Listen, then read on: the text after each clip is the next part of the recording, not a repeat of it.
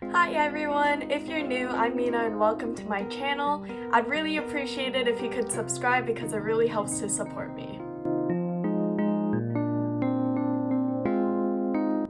So someone actually commented on one of my previous videos asking me to make this video. So I'm just going to talk about my experience going through all of the standardized testing process. Now I'm done with all of them. So that would be like AP tests, SAT2, and ACT. And if you came to this video looking for some hidden tricks that will make you get a 5 on an AP exam, this video is not for you. I am just going to be simply talking about what my experience was through it. I'll be honest, my scores aren't perfect, but I wouldn't necessarily say that your scores define you. And I'm sure that a lot of you guys watching this video are very stressed about all of these standardized tests. But I would definitely say it's more important that you spend a lot of time on the things that you're very passionate about and your extracurriculars and getting awards that really mean a lot to you, as opposed to spending the several hundred extra hours differentiating yourself between a score of a 4 and a score of a 5 on an exam. I'm going to be splitting this video up into several parts. So first I'll be talking about kind of like my overall tips for all standardized tests, and then ACT, SAT2, and AP. My first overall tip is that don't wait to take any of these tests. For SAT2 and ACT, you're able to take these tests without needing that many previous classes that you've taken. So for SAT2 math, all you need is up to like trig and pre-cal for the level 2 test. And then for ACT, honestly, you can start taking it your freshman year or even earlier if you can through like the Duke TIP program. I did that and I took it in 7th grade for my first time. Definitely don't wait and don't procrastinate, because I guarantee you, you're going to be much busier your junior year than you think you will be, and you might not necessarily have time to take all of those tests. So it's much better to just get them out of the way. My next tip is going to be that you have to prioritize your health first.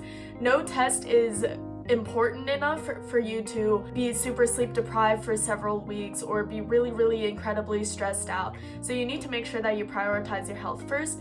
And I personally believe that getting a good night's sleep, especially the night before taking an exam, is far more important than trying to cram for the exam even more. At that point, honestly, I don't think any of the material that you kind of soak in, I guess, at like 11 p.m. the night before is going to stick with you. So definitely make sure you get a good night's sleep.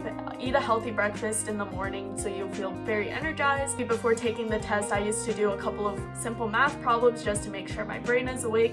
So all of those things will definitely help you and prepare you to start the exam. My third overall tip is that you can't procrastinate studying for any of these standardized tests. Like I mentioned, for ACT, you want to start as early as possible. You can't expect to just cram all of the material in 1 week and expect to get a good score.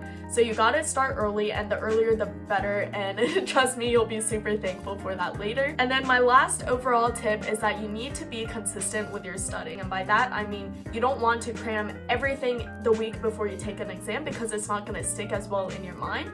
But it would be much better for the entire month to just maybe once a week you take an entire test, or you take one section of the test 1 day a week. That way you can finish an entire test within a week span. And doing things like that are going to be much more beneficial to you than trying to cram all of the material a night before. So going into my ACT specific tips, to be honest, I haven't really taken the ACT in quite a while. There is the junior required ACT that you have to take, but because of the coronavirus, it actually got delayed for my school.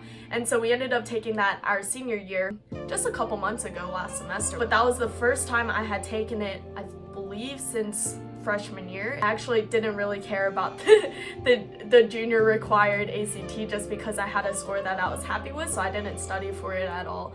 So it has been quite a while since I have studied for the ACT, but I'm just going to tell you about what my experience with it was. And I know it's different now because you're able to actually take each individual test by itself instead of taking all 4 exams at the same time. So obviously I've never experienced taking the test individually, but I definitely expect that you'll be able to score much higher by focusing on one test at a time. So I guess I can't really give you any tips on taking the exam separately. Like I mentioned before, definitely do not wait until your junior year when you are required to take the test for the first time. The ACT is definitely one of those tests that the more you take it, the better you will be at those subjects. And so take it as many times as you can until you get a score that you're happy with, and do not wait until junior year. I know a lot of people in my grade were waiting until the junior required test, and because of the coronavirus, they weren't able to actually take the test when they wanted to. And so that gave them a lot of stress going into senior year and right before the college applications because they didn't have the opportunity to take one of the ACT tests. I'm not saying that another global pandemic is going to happen and you're not going to be able to take the ACT your junior year, but you definitely just want to be prepared and be able to take the test as many times as possible beforehand. That way you can make sure you at least have a pretty high score before you go into your junior year. Going into my main tips for each of the different subjects within the ACT, I'm just going to give you one tip for each of the tests. English is probably one of the easiest out of the 4 subjects to raise your score. I would say English and math are the 2 easiest.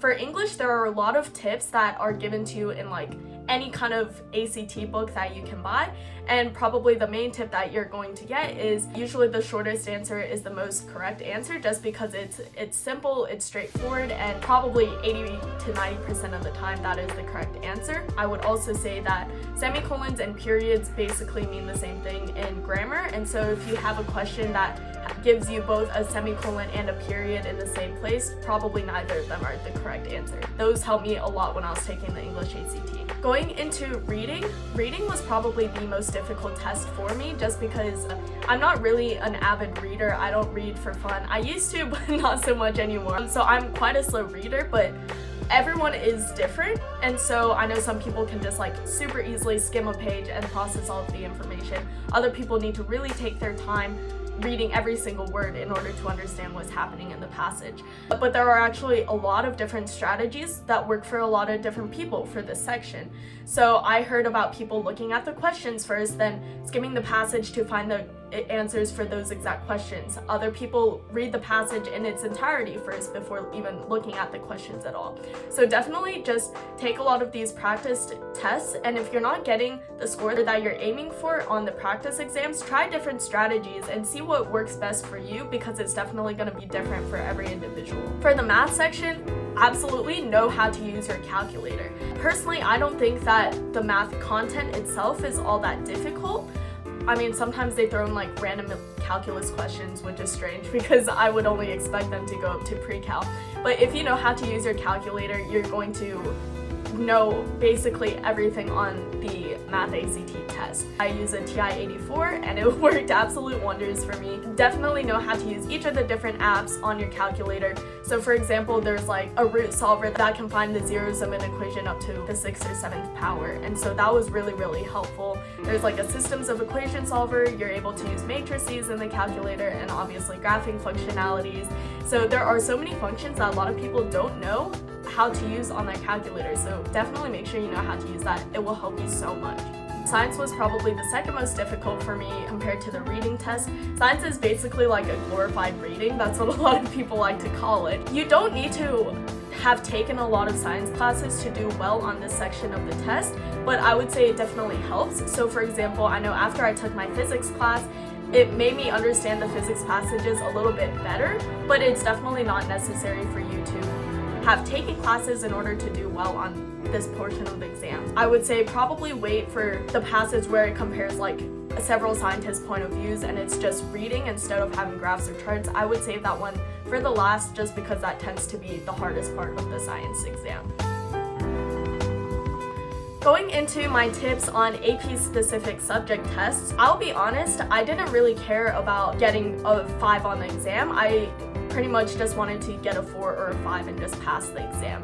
And so I would say if you are aiming for a 5, you obviously need to study much more, but I was basically just aiming for a 4. And if you looked at my stats video where I talked about my different scores on all of these exams, you'll notice that I did get mainly 4s. I don't really think that colleges care that much between the difference of a 5 and a 4. They're not gonna reject you just because you got a 4 on an exam instead of a 5.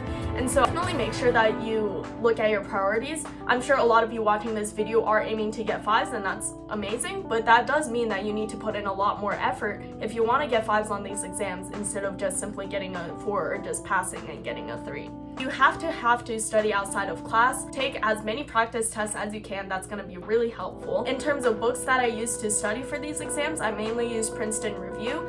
Princeton Review was basically my favorite book. I didn't really try that many AP books, but I would definitely recommend Princeton Review, and I found those really helpful. And the last tip that I have for this section is that usually a lot of the content for AP exams from year to year is very, very similar.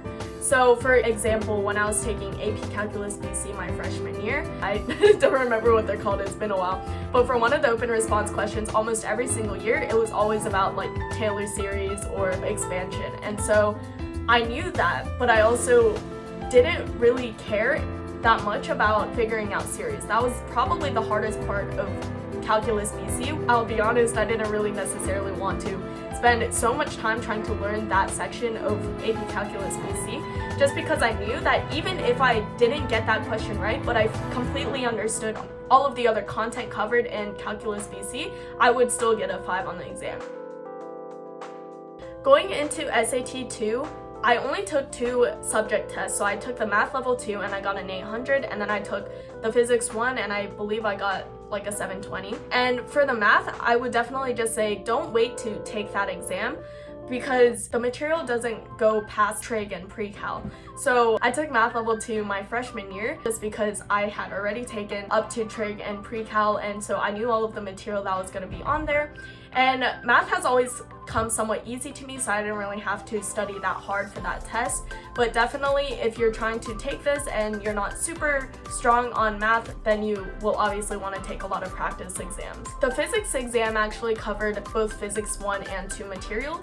At the point where I had taken the exam, I only took AP Physics 1, and so that was only kinematics, and it didn't cover any of like electricity and magnetism. And so I had to learn a lot of the electricity and magnetism on my own, and that was the section that I didn't do all that well in.